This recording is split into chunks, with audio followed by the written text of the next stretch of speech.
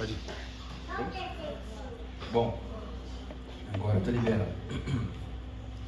Nós estamos conversando já há alguns meses, né?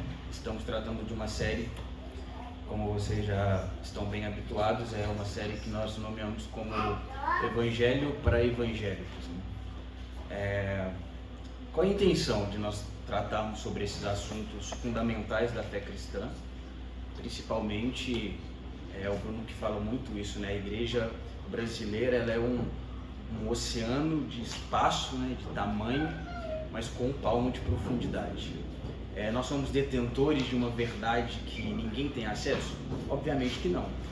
Nós estamos tentando construir uma forma de pensar mais profunda, uma forma de pensar que de fato nos conecte com o propósito de Cristo, que de fato nós possamos compreender a grandiosidade de toda a obra de Jesus. Então, a obra da cruz, ela é o centro da teologia cristã. Não existe cristianismo sem a obra da cruz. E não existe uma maneira de nós entendermos o cristianismo se nós não nos apropriarmos dessa mensagem, da realidade da cruz. E quando nós falamos de nos apropriarmos, nós não estamos falando apenas de conhecer teologicamente a verdade da cruz. Nós estamos falando sobre interiorizar, encarnar, e como diz a Escritura, tomar a nossa cruz. Porque o que Cristo fez, a obra de Cristo, ela a Bíblia fala que Jesus é o primogênito dos mortos, ou seja, o que ele fez, ele primeiro fez para nos mostrar o caminho que devemos seguir. Sermos seus imitadores, como Paulo diz. Sejam meus imitadores, como eu sou de Cristo. Então nós estamos nesse processo de construir uma identidade que revele não as nossas características ou nossas perspectivas. Nós estamos no processo de gerar uma identidade que reflita o caráter de Cristo. Porque é isso que essa sociedade precisa, é isso que o mundo precisa. O mundo, a sociedade, ela não precisa que eu me torne eu mesmo. Porque o eu mesmo já deu errado. E quando Adão, ele criou uma perspectiva de que ele poderia ser como Deus, porque foi isso que a serpente lançou, essa ideia de, não, você também pode ter, não que Adão estivesse buscando um lugar de Deus, mas ele estava buscando uma autoridade, um reconhecimento. Então, se eu posso também conhecer o bem e o mal, eu também posso ter acesso a verdades que até então elas estão somente em Deus. Então, essa arrogância e altivez é que contribuiu para que ele agisse em rebeldia. Então, essa perspectiva de que quanto mais eu for eu mesmo, a minha própria identidade, creio eu que não é o que a proposta do Evangelho nos apresenta. O Evangelho quer que nós sejamos aquilo que temos como características a partir da iluminação de Jesus sobre nós. A partir de Cristo, a partir da cruz de Jesus, nós temos acesso àquilo que nós somos formados em Cristo. Paulo diz em Colossenses que a nossa vida está escondida com Cristo nas regiões celestiais. Então existe um potencial de vida que não está naquilo que eu desenvolvo por mim mesmo, mas existe um potencial de vida que ele está com Cristo nas regiões celestiais. E qual que é o propósito de nós aqui hoje? Nós queremos conversar sobre a vitória de Cristo, porque essa narrativa, a vitória de Jesus sobre a cruz, ela distingue o Evangelho de qualquer outro tipo de crença que possa existir no mundo. Não existe nada comparado, nenhum tipo de religião, nenhum tipo de personalidade, nenhuma história, nenhuma narrativa, nenhuma mitologia que seja capaz de se aproximar da verdade da cruz. Nada. Por quê? Porque existe um ponto específico. Quando nós falamos sobre cruz, e esse é um pensamento que estava... Obrigado, Bruno. Quando nós falamos de cruz, e esse era um pensamento, uma forma de pensar que estava interiorizada nos discípulos do primeiro século, os homens primitivos, cristãos primitivos, eles pensavam a cruz como uma vitória. Então, fale para a pessoa que está do seu lado: você é um vitorioso. Nós somos vitoriosos. Isso não é nada, com todo respeito, tá, irmãos? Não é nada, né, uma afirmação positivista, tá? Nós estamos falando que a vitória que temos é por conta da obra de Jesus. Então, quando nós interiorizamos que somos vitoriosos, por quê? Porque estamos presentes, porque fazemos parte da obra que Cristo fez. Quando reconhecemos o que Cristo fez, então fazemos parte do que Cristo fez. Então nós participamos da vitória de Jesus. Porque Paulo sempre falou nas suas cartas sobre morrer para mim mesmo. Então Paulo encarnou tanto essa verdade do Evangelho que ele estava tão preocupado em morrer. E este é o ponto que às vezes nós nos apegamos somente até o ponto da morte. Temos que morrer para nós mesmos.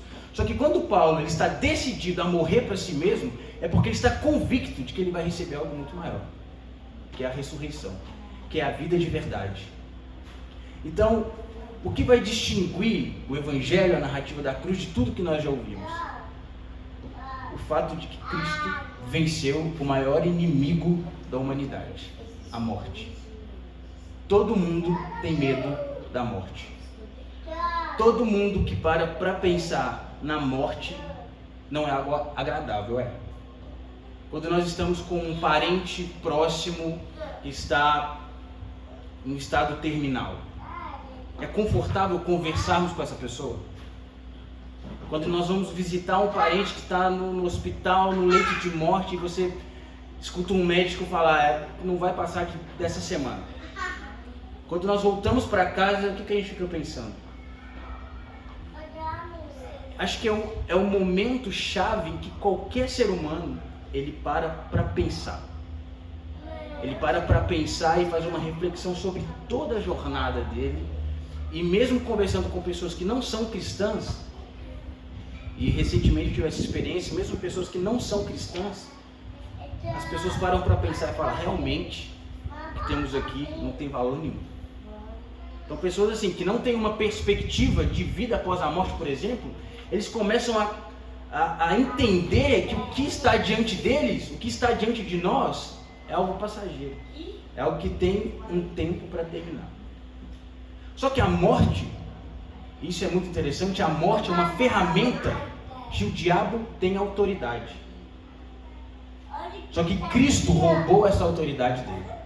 Então, se o diabo ele tem autoridade sobre a morte, essa é a ferramenta que ele usa para nos paralisar, para nos impedir de avançar e conhecer a verdade do Evangelho da cruz de Cristo. Porque a verdade do Evangelho não é a morte de Jesus na cruz somente. Cristo morreu, mas quando os discípulos, os cristãos primitivos, eles estão falando sobre a narrativa da cruz, Paulo não está desassociando a cruz da ressurreição. Na verdade, a cruz e a ressurreição é a mesma coisa.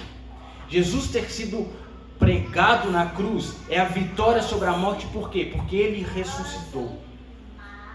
Vencer a morte é você destronar Satanás do lugar que ele usa para nos acusar, que ele usa para nos amedrontar. Quando você pega Gênesis, Adão e Eva, eles estavam no jardim, eles tinham uma vida plena com Deus. E Deus deu uma ordem para Adão e Eva, para que eles cultivassem o jardim, para que eles nomeassem os animais. Então, Deus deu a Adão e Eva uma autoridade sobre a terra. E tudo que eles faziam estava dentro de uma perspectiva de eu relaciono-me com Deus, a partir da iluminação que tenho da verdade de Deus, eu reflito isso sobre a terra, nomeando, cultivando, trabalhando a terra. A palavra cultivar ali é a palavra dabar, que é a mesma palavra para culto. Ou seja, quando Adão e Eva estão cultivando a terra, trabalhando, exercendo a sua vocação, eles estão também cultuando a Deus. E nessa perspectiva não havia limite, porque não havia operação do erro, da morte sobre esse lugar. Então, quando alguém vive sem medo da morte, não tem limite para essas pessoas. Se nós vivemos sem o medo da morte, nós somos pessoas com um potencial que transcende essa realidade. Porém, quando o homem se enche do conhecimento do bem e do mal, o que ele faz primeiro? Ele se esconde, porque agora ele tem medo. Se antes ele não tinha medo, agora ele tem medo. E Deus perguntou: onde você está? E ele se escondeu, porque agora o medo da morte passa a ocupar a mente e o coração desse homem. Então ele não consegue mais olhar para o Criador que é cheio e pleno de vida, porque agora a operação da morte está dentro dele. Então ele não tem mais uma perspectiva de eternidade, agora a vida dele se tornou limitada. E por isso ele não pode ficar mais num jardim pleno. Então ele é expulso desse lugar e vai viver por si mesmo, para construir suas próprias estruturas. Então esse homem agora, que está sendo movido, influenciado pela perspectiva da morte, ele é um homem limitado. Então quando nós vivemos, irmãos, limitados pelas coisas deste mundo, quando nós não temos perspectiva de vida, já parou para conversar com pessoas que não têm perspectiva, que, tá bom, a vida do jeito que tá, a pessoa não tem perspectivas profissionais, não tem perspectivas familiares, pessoas que vivem apenas para suas próprias dores, pessoas que vivem tão interiorizadas que para ela o mundo é um peso, é tudo um fardo, não o mundo, mas a vida, a realidade é um fardo, é um peso, e o grande desejo dela é fugir daqui. É por quê? Porque a operação do erro, da morte, está sobre essa pessoa. Então é um fardo, tudo é pesado, tudo é ruim, e a gente vê isso, a grande a doença mesmo, a doença desse século, que é a depressão. Pessoas cada vez menos interessadas em viver, pessoas cada vez menos interessadas na vida.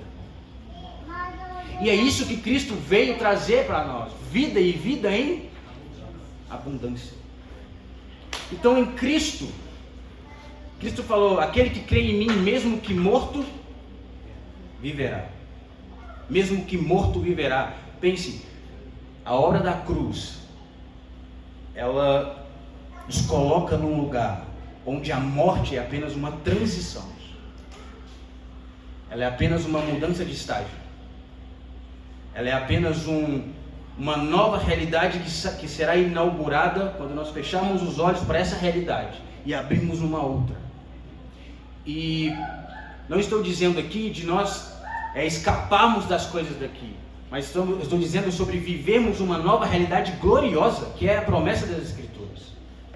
Uma realidade gloriosa com Cristo, uma vida que é vida de verdade.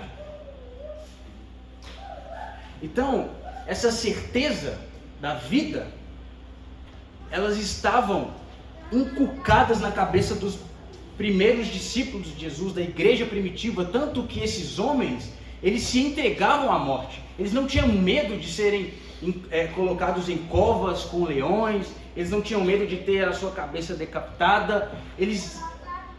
Tem um texto, agora não vou lembrar a referência, que quando os discípulos saíram para pregar e eles eles apanharam, né? Eles voltaram felizes. Assim, cara, parece que agora nós somos dignos desse evangelho. Por quê? Porque estamos sendo perseguidos. E quando eles estão de frente com a morte, aquele era um momento que eles se gloriavam. Aquele era um momento feliz. Quando eles... Uau! Atos capítulo 5. Depois vocês podem ler. Então isso era o caráter da pregação dos cristãos do primeiro século. E isso era a missão que estava sobre Cristo desde a infância. Abra sua Bíblia em Lucas capítulo 2, versículo 34, por favor.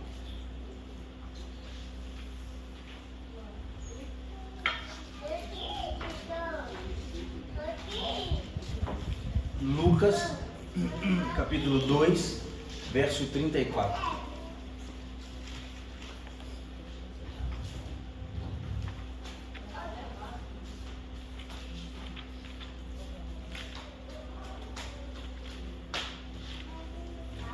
Tentar trabalhar com alguns textos.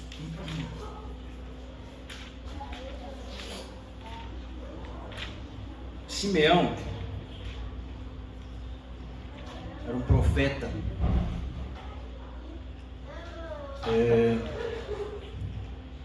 Vamos ler a partir do versículo 25.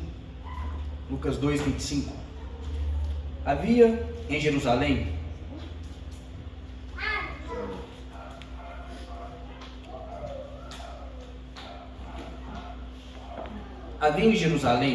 um homem chamado Simeão, que era justo e piedoso, e que esperava a consolação de Israel, e o Espírito Santo estava sobre ele.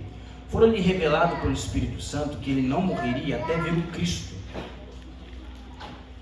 o Cristo do Senhor. Movido pelo Espírito, ele foi ao templo. Quando os pais trouxeram o menino Jesus para lhe fazerem o que requeria o costume da lei, Simeão o tomou nos braços, o levou a Deus, dizendo: Ó soberano, como prometeste, agora podes despedir em paz o teu servo, pois os meus olhos já viram a tua salvação, que preparaste à vista de todos os povos, luz para a revelação aos gentios e para a glória de Israel, o teu povo. O pai e a mãe do menino estavam admirados com o que lhe fora dito a respeito dele. E Simeão os abençoou e disse a Maria, mãe de Jesus: Este menino está destinado a causar a queda e o sorrimento de muitos em Israel, e a ser um sinal de contradição, de modo que o pensamento de muitos corações será revelado. Quanto a você, uma espada atravessará a sua alma. Pense comigo nessa cena. Então, Simeão já é um homem idoso que prestava seu serviço como um bom judeu, prestava seu serviço no templo diariamente, costumeiramente, e tinha uma palavra que ele havia ouvido de Deus, que ele não iria morrer até ver o Cristo, o Messias, Yeshua, o Messias de Deus sobre a terra. Então, um dia, movido pelo Espírito, ele vai ao templo e vê uma criança sendo apresentada. E quando ele vê essa criança, ele libera uma palavra que pesada. Ele fala: este menino está destinado a causar a queda e o levantamento de muitos, e a ser um sinal de contradição, de modo que o pensamento de muitos corações será revelado. Um sinal de contradição. Mesmo na infância de Jesus, já havia a missão da cruz revelada sobre ele. E este é um ponto que nós vamos tratar, que vai levar o Cristo, que vai construir toda a narrativa da obra da cruz, que é a obediência. Então, desde a infância havia uma palavra profética de que o Cristo, o Filho de Deus, nasceria uma criança, e ele teve uma infância, mas mesmo quando ele é apresentado no templo, já existe uma palavra sobre ele, de que ele seria um sinal de contradição no meio do povo que ele vivia. No meio daquela sociedade, ele seria um marco. E ele forma toda a sua infância, a sua adolescência com essa palavra. Ele era um objeto de contradição, ele seria uma contradição para a religiosidade da época, para os costumes sociais da época. Ele seria um ponto de contradição entre tudo que aquele povo já tinha interiorizado como cultura. Quando Jesus surge, o mundo era caracterizado pela cultura helênica, os gregos. Então existia uma forma de pensar que dividia realidades. O mundo era pensado entre o material e o espiritual, entre o físico e o transcendente. Mas Cristo, quando ele surge na terra, ele vem para unificar essas duas realidades. E isso já era um objeto de contradição no pensamento da época. Porque a obra da cruz, ela vem marcar algo que jamais foi visto na história. E mesmo na infância de Jesus, já existia esse marco. E ele é fiel e obedece toda essa palavra. Ele construiu toda a sua vida obediente a uma palavra que estava sobre ele desde o seu nascimento. Por quê? Você lembra lá quando os homens tentaram juntar Jesus e coroá-lo rei? Vamos coroar você, vamos fazer de você rei, você é o Messias, é o Filho de Deus. Ele falou: não, vamos para outra cidade. Então Satanás leva ele para o deserto, e quando ele está, o Espírito leva ele para o deserto, e quando ele está no deserto, Satanás vem tentá-lo, dizendo: olha, se você prostrar e me adorar, eu te entregarei tudo. Ele disse: não, eu vou obedecer, e o que eu tenho para fazer vai me levar à cruz. E isso era o fardo do coração de Cristo. obedecer até a morte de cruz. E sempre ele estava com a palavra das Escrituras guardada no seu coração. Sempre que existia um debate, ele liberava uma palavra. Nem só de pão viverá o homem, mas daquilo que sai da boca de Deus. É isso que é o nosso alimento diário, a convicção do que a verdade das Escrituras diz sobre nós. Essa é a missão que nós devemos alimentar na nossa vida, irmãos. Esse é o peso que nós devemos guardar no nosso coração, a ponto de, Senhor, está doendo. E quando ele estava cravado no madeiro, ele disse, Senhor, contudo, seja feita a tua vontade. Quantas vezes nós temos propostas na nossa vida? Quantas vezes nós recebemos convites na nossa vida que eles têm a finalidade de nos afastar de um propósito, de nos tirar de um deserto. E a gente fala, pode ser de Deus. Pode ser também. Mas quando a gente está com com a palavra de Deus, quando a Escritura, quando a obra, quando a verdade da cruz, ela é o que pulsa dentro do nosso coração, é o que pulsa para tomarmos decisões. Então a gente percebe que não faz sentido. Eu quero obedecer. Jesus aprendeu pelo que sofreu. Ele foi obediente mediante o sofrimento. Ele aprendeu a partir daquilo. E tudo isso vai construindo. Tudo isso vai construindo o ápice, o momento de ele chegar na cruz, aceitar os pregos, aceitar uma coroa de espinhos. Então quando ele vai chegando naquele momento, ele vai se tornando aquele momento. Yeshua vai se tornando,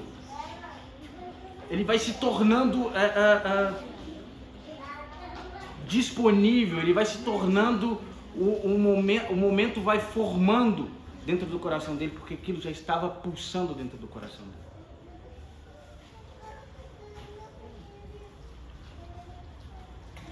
Então, essa verdade já era perceptível na vida de Jesus, desde o seu nascimento, desde os seus primeiros dias. Isso... Som.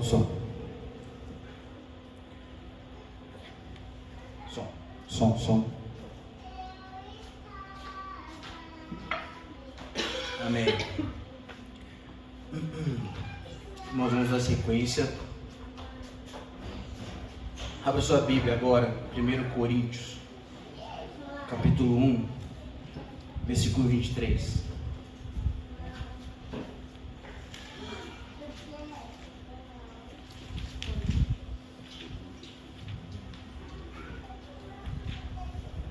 Coríntios, capítulo 1,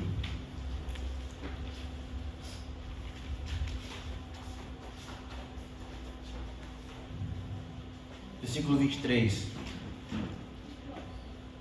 Paulo diz assim: nós, porém, pregamos a Cristo crucificado, o qual de fato é escândalo para os judeus e loucura para os gentios, mas para os que foram chamados, tanto judeus como gregos, Cristo é o poder de Deus e a sabedoria de Deus. Porque a loucura de Deus é mais sábia que a sabedoria humana, e a fraqueza de Deus é mais forte que a força do homem. Irmãos, pensem no que vocês eram quando foram chamados. Poucos eram sábios segundo os padrões humanos, poucos eram poderosos. Mas Deus escolheu o que para o mundo é loucura, para envergonhar os sábios, e escolheu o que para o mundo é fraqueza, para envergonhar o forte. Ele escolheu o que para o mundo é insignificante, desprezado, que nada é, para reduzir a nada as coisas que são, a fim de que ninguém se vanglorie diante dele. É, porém, por iniciativa dele que vocês estão em Cristo Jesus, o qual se tornou sabedoria de Deus. O qual se tornou sabedoria de Deus para nós, isto é, justiça, santidade e redenção, para que, como está escrito, quem se gloriar, glorie-se no Senhor. Perceba que a mensagem que estava na mente dos primeiros cristãos, o que modelava o caráter da pregação dos apóstolos, era a cruz de Jesus. Ele fala: porém pregamos a Cristo crucificado. Só que o fato de Paulo pregar o Cristo crucificado é o grande impacto para a sociedade da época. Porque ele faz tremer todas as estruturas e conceitos que existiam na época. A lógica do mundo, a lógica de funcionamento das coisas, ela é abalada quando Paulo fala: nós pregamos a Cristo crucificado. Como? Isso não faz sentido o que você está pregando. Sim, é loucura para você, mas é o poder de Deus agindo em nós. Irmãos, os padrões deste mundo foram destinados ao maligno, até que Cristo venha e concretize a obra de Jesus, a obra da cruz, eliminando o mal da terra. Mas o que a lógica deste mundo propõe? Ela rivaliza com a obra da cruz. Jesus nunca seguiu os padrões deste mundo para tomar suas decisões. Como nós dissemos, vamos fazê-lo rei. Você é o rei, você é o rei. Ele não. Quando ele está diante de Pilatos, e Pilatos fala para ele: olha, mas se você é o rei dos judeus, por que você não salva a si mesmo? Ele falou assim: eu não luto com essas armas. Eu não luto por esse padrão, porque eu não nasci daqui. Eu sou do céu. Esses padrões são padrões humanos. Eu vim como homem para servir e revelar um padrão celestial. Essa é uma realidade de uma vida ressurreta. Quando nós olhamos para o que o mundo está apontando, para a tendência do mundo, nós dissemos: vamos por outro caminho. Não no outro caminho de não enfrentar isso, mas o nosso outro caminho é sermos contraculturais, contra tudo que é posto, contra tudo que rivaliza com a palavra da verdade. É isso que ele disse, mas isso é loucura. Mas a loucura, a pedra de tropeço para uns, é a obra redentiva de Cristo atuando em nós. É quando nós estamos nos tornando pessoas que desafiam todo esse sistema. É quando estamos nos tornando pessoas que estão nascendo de novo. Por que Nicodemos, João capítulo 3, Nicodemos não conseguia entender o que Jesus estava falando? Assim: Nicodemos, enquanto você não nascer da água e do Espírito. Porque na cabeça religiosa de Nicodemos, ele estava considerando o que Cristo estava falando para ele, a partir dos padrões que ele estava acostumado. Ele estava acostumado com o padrão deste mundo, acostumado com o padrão religioso. O padrão religioso de Nicodemos e o do mundo era uma coisa só. E quando ele vê o Cristo que ele esperava, como um bom judeu, esperava a revelação do Messias na terra, ele não conseguiu compreender. E Paulo vai dizer em 2 Coríntios que nós só podemos entender coisas espirituais a partir de uma mente espiritual. Aqueles que são espirituais discernem todas as coisas. Os que não são espirituais não conseguem entender nada. Se Nicodemos não estava entendendo, porque o padrão dele não era espiritual, era humano, era terreno, era religioso, era legislativo. E a Bíblia diz que o Filho de Deus se manifestou para desfazer as obras do diabo.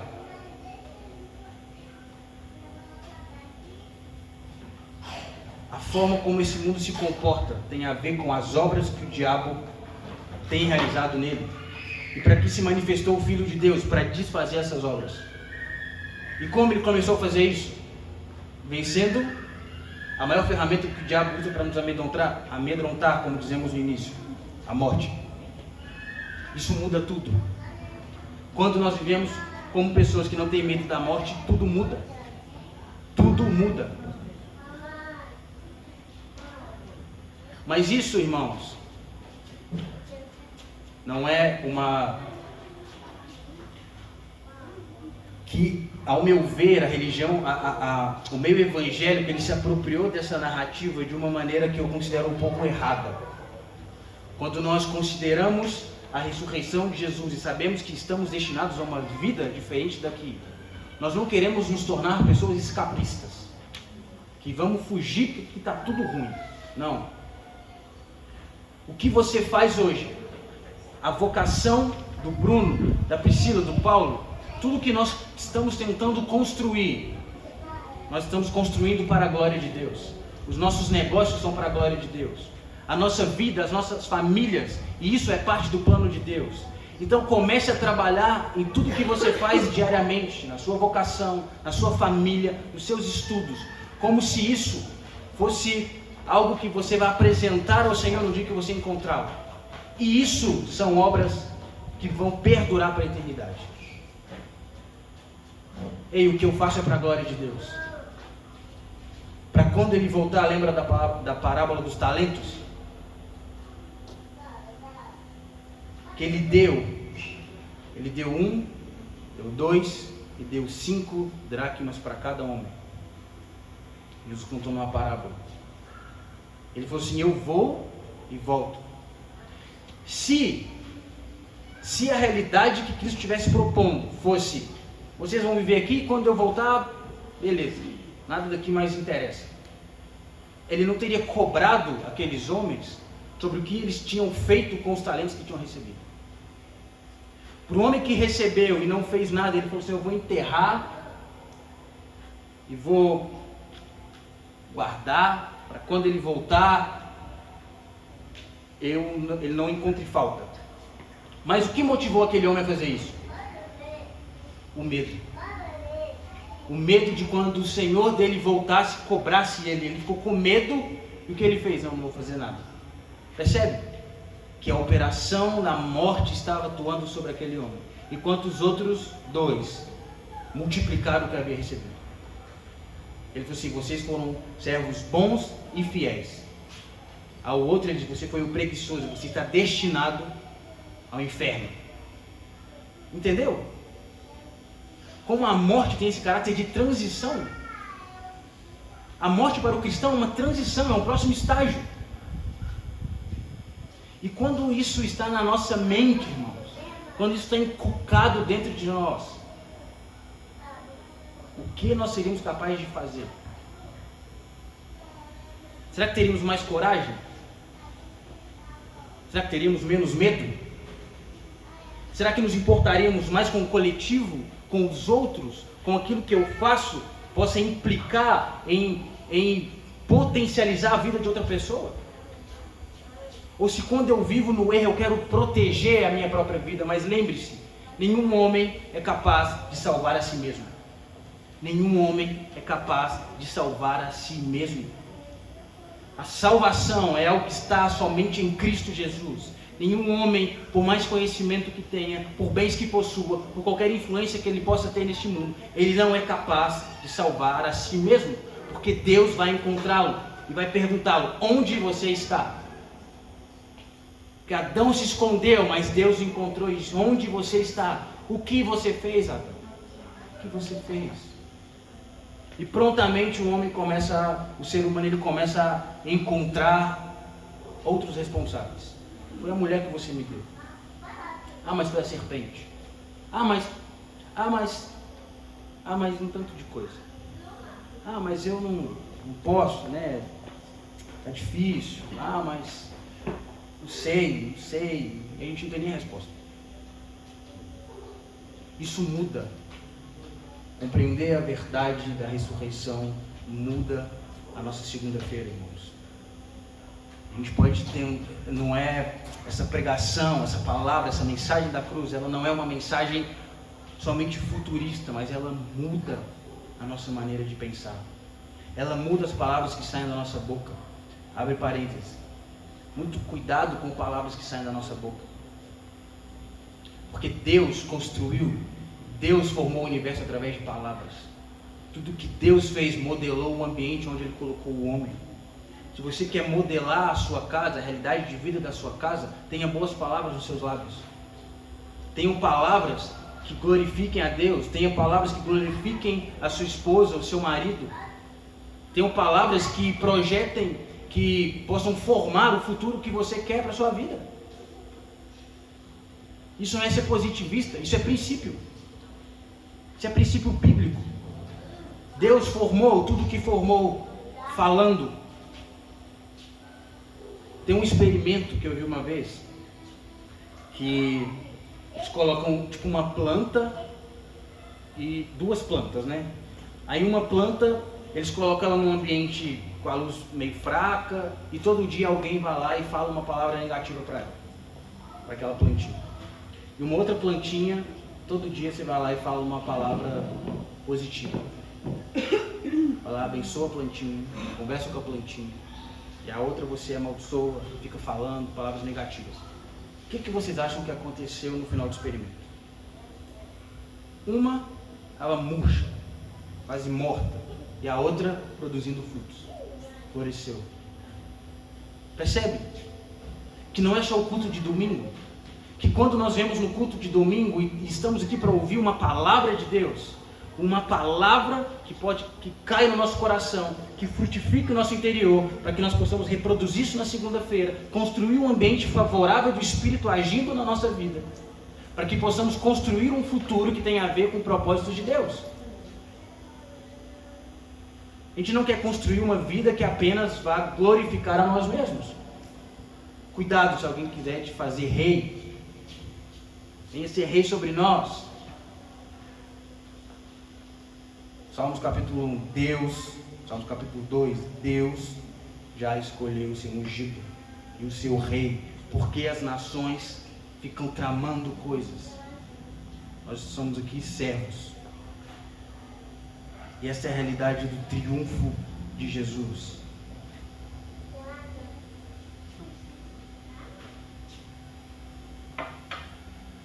Um dos textos mais... O livro que nós lemos, o John Stott, né, ele usa um termo que eu achei interessante, um dos textos talvez mais importantes do Novo Testamento. Abra lá, Colossenses capítulo 2.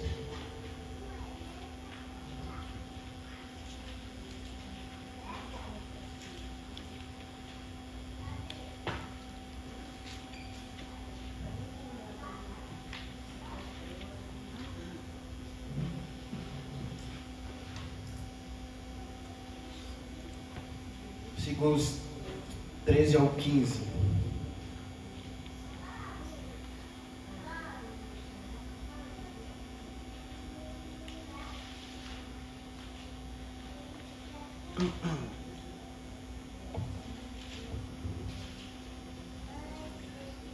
Diz assim, Colossenses capítulo 2, versículo 13: Quando vocês estavam mortos em pecados e na incircuncisão da sua carne, Deus os vivificou com Cristo. Ele nos perdoou todas as transgressões e cancelou a escrita de dívida que consistia em ornamentos e que nos era contrária. Ele a removeu pregando-a na cruz e, tendo despojado os poderes e autoridades, fez deles um espetáculo público, triunfando sobre eles na cruz. Olha isso. Vocês estavam mortos nos seus próprios pecados, mas Deus os vivificou em Cristo. Pecado, sinônimo de morte. Morte é igual a separação. Vocês não fazem mais parte. Mas Deus os vivificou. A mesma palavra utilizada em Gênesis. Ele soprou um espírito de vida. Quando Ele criou o homem, soprou um espírito de vida. Ele estava fazendo aquele homem a imagem e semelhança. Aquele homem era como Deus. Não no sentido igualitário, mas ele carrega a mesma natureza, o mesmo espírito puro, as mesmas intenções, a mesma mente, a mesma forma de pensar. Então ele nos resgatou dessa maldade do mundo, do pecado, da morte, e nos vivificou em Cristo. Olha isso. É como se a obra da cruz ele estivesse novamente soprando o espírito que ele soprou no Éden. Seja vivo de novo. Viva. E ele diz sobre o que representou a cruz quando Jesus foi crucificado nela. Ele diz sobre principados e potestades serem despojados. Quando a Bíblia fala sobre principados e potestades, Paulo também utiliza essa linguagem em Efésios. E Paulo era um homem que, quando a gente vai ler os textos das cartas paulinas, a gente precisa ter em mente de uma pessoa que ele Paulo foi arrebatado ao terceiro céu, e ele fala que presenciou coisas indizíveis e coisas que ele não poderia falar aos homens porque eles não entenderiam. Só que quando Paulo tem essa experiência com Deus, creio eu que ele percebeu e foi dado a ele um tipo de conhecimento que permitiu ver a realidade a partir de estruturas espirituais. Então por isso que é comum a gente ver Paulo falando sobre regiões celestiais, sobre principados e potestades. Então ele tinha um acesso a um conhecimento que permitia a ele identificar as coisas que aconteciam fisicamente a partir de uma influência espiritual. Então quando ele percebe, quando ele entende que a cruz de Cristo ele está despojando esses poderes que exercem autoridade sobre esse mundo, conduzindo pessoas à morte, conduzindo pessoas a um pensamento limitado, ele diz: Cristo venceu tudo isso. E essa é a ferramenta que Satanás utiliza. Satanás se apropria dessa ferramenta para atazanar a nossa vida. E quando ele diz, eles foram despojados, é como se ele estivesse dizendo: agora Satanás não tem com o que trabalhar, porque eu venci a morte. Ele não tem. A mesma coisa eu chegar pro Bruno, chegar pro Charles e falar assim: Charles, quero que você pregue um prego nessa parede aqui, ó. Tá bom, me dá o martelo, Maurício. Eu assim, não tem martelo. Vai lá e prega. Sem ferramenta eu não consigo trabalhar. Foi o que Jesus fez. Despojar é retirar aquilo que estava apertando. Então eu não tenho como trabalhar mais. Percebe? Então, e quando estamos em Cristo, não há legalidade para a atuação do mal. Não há como ele interferir na nossa vida. Porque em Cristo a morte não alcança mais. O medo nos alcança mais. O amor de Deus lança fora todo o medo. O medo é aquilo que nos paralisa, aquilo que nos impede.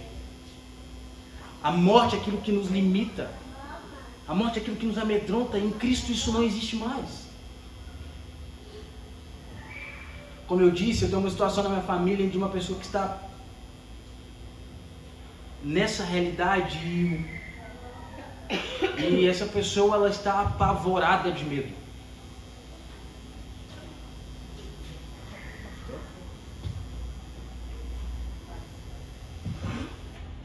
Oi, som. Melhorou?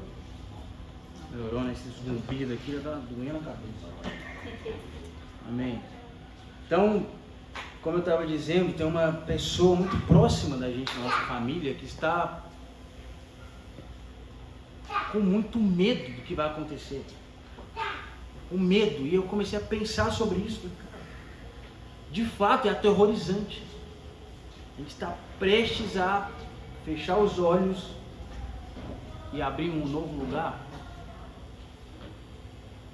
Eu fiquei pensando isso e isso é algo que faz parte da vida de todo mundo.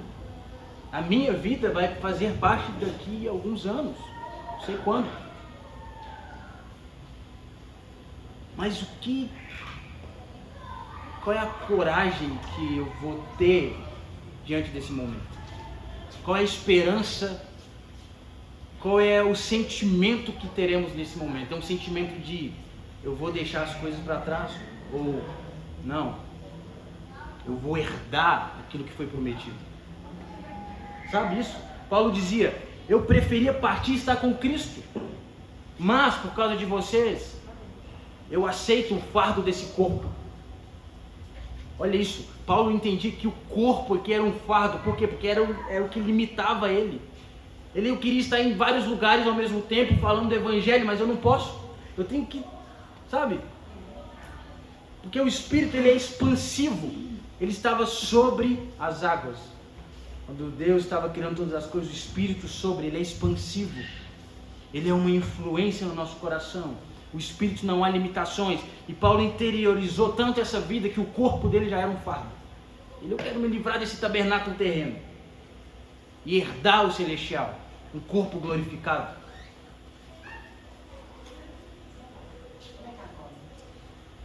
Irmãos, como nós citamos, 1 João capítulo 3, versículo 8, Cristo se manifestou para desfazer as obras do diabo.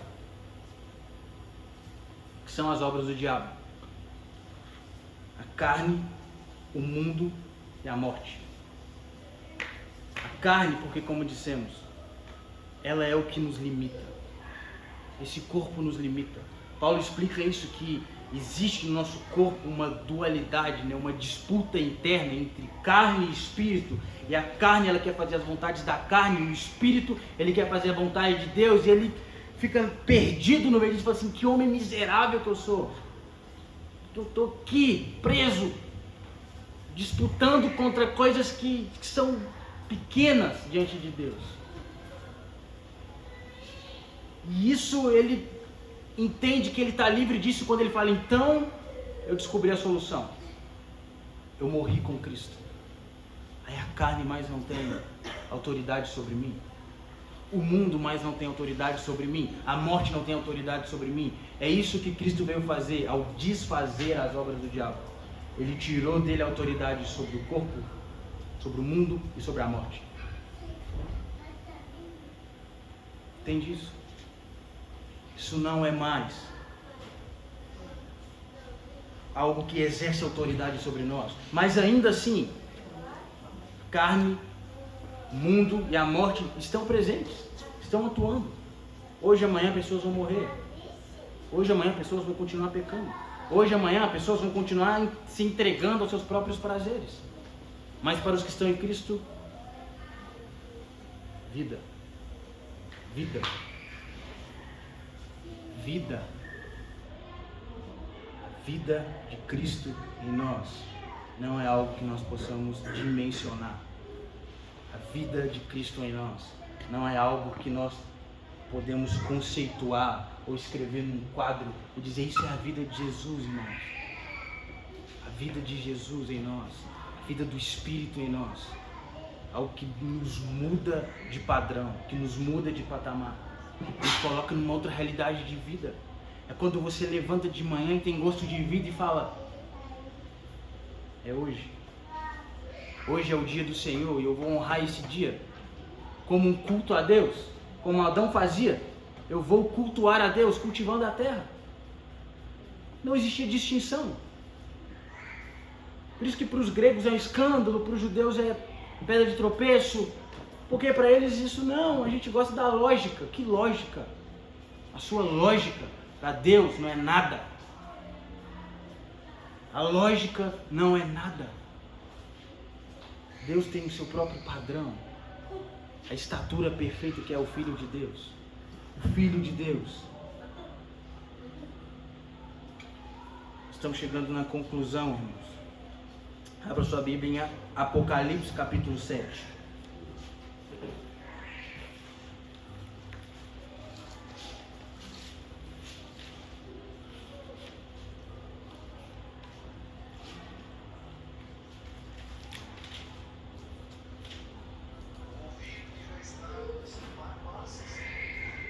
Até o Google já está lendo o texto.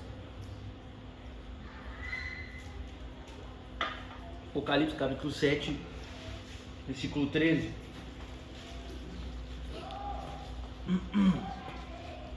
Então, todos se encontraram? Apocalipse capítulo 7, versículo 13. Então um dos anciãos me perguntou: quem são esses que estão vestidos de branco e de onde vieram? Respondi: Senhor, tu sabes. Ele disse: estes são os que vieram de grande tribulação e lavaram as suas vestes e as alvejaram no sangue do Cordeiro. Por isso estão diante do trono de Deus e o servem dia e noite em seu santuário. E aquele que está sentado no trono se estenderá sobre eles o seu tabernáculo. Nunca mais terão fome, nunca mais terão sede. Não os afligirá o sol, nem qualquer calor abrasador, pois o Cordeiro que está no centro do trono será o teu pastor. Ele os guiará às fontes de água viva, e Deus enxugará dos seus olhos toda lágrima. Uau! Uau! Quem são esses? São os que lavaram as suas vestes no sangue do Cordeiro. E qual é o futuro desses? Esses elementos que ele utiliza: fome e sede, o sol, um calor abrasador. O que é isso? Qual é a tribulação desse mundo, irmãos? A tribulação desse mundo é ele mesmo. É esse sistema. o calor, as coisas, a fome, a sede, a disputa. O que motiva o homem a guerrear é a fome, é a sede e os motivos de guerra. E ele está dizendo, não existirá mais esta realidade. Por quê? Porque eles estarão no tabernáculo de Deus, com Cristo. E ele termina dizendo, porque toda lágrima será enxugada. O que ele quer dizer com toda lágrima será enxugada? Porque quando alguém morre, o que a gente faz? Porque não haverá mais motivo para chorar. Porque a lágrima será colhida. Ei! O Cristo que morreu e ressuscitou, o Cordeiro que morreu e ressuscitou e vive para sempre e eternamente. Agora você vive com Ele, no tabernáculo de Deus. Toda lágrima será colhida. Toda lágrima será colhida.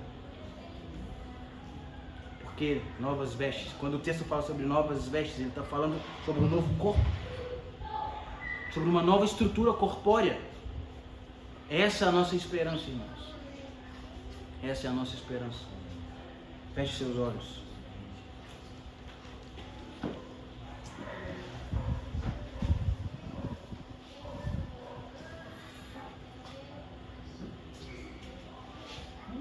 Aleluia, Senhor.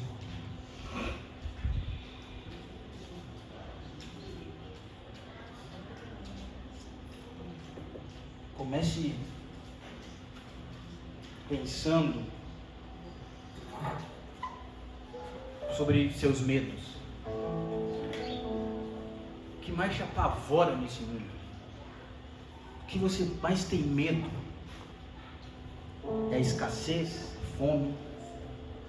É o medo da morte?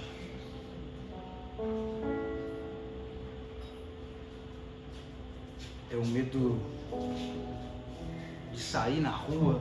É o medo de pessoas?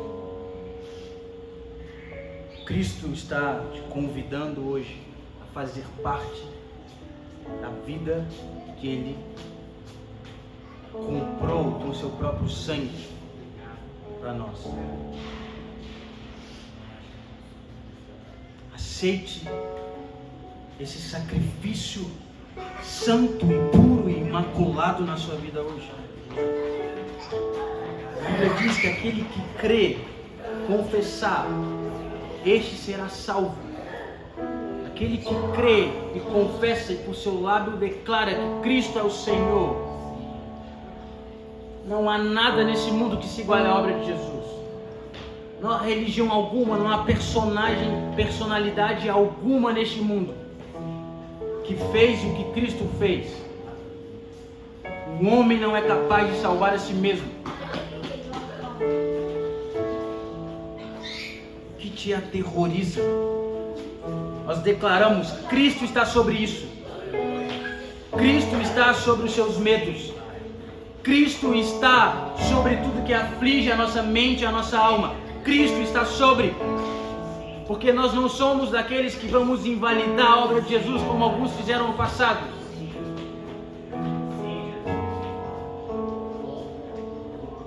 Cristo está sobre. Ele venceu a morte. Ele tirou a autoridade da morte. Ele foi ao inferno e tomou as chaves da morte. E disse, haja vida.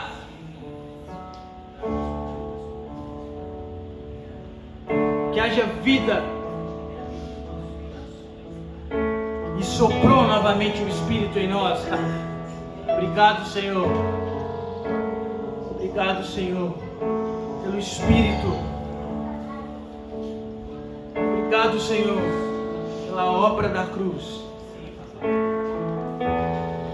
O Senhor carregou todo o fardo que estava destinado a nós, toda a culpa que estava destinada a nós, toda a punição que estava destinada a nós.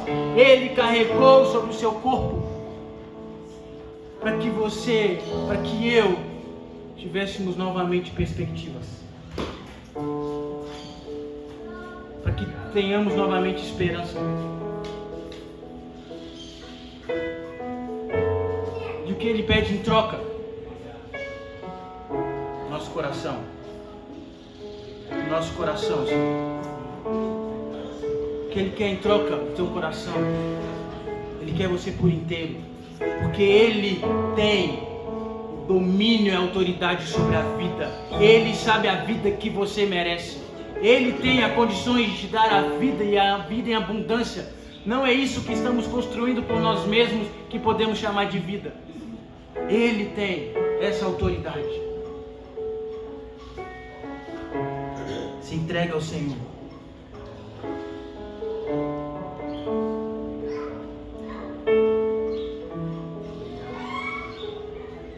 Obrigado, Senhor.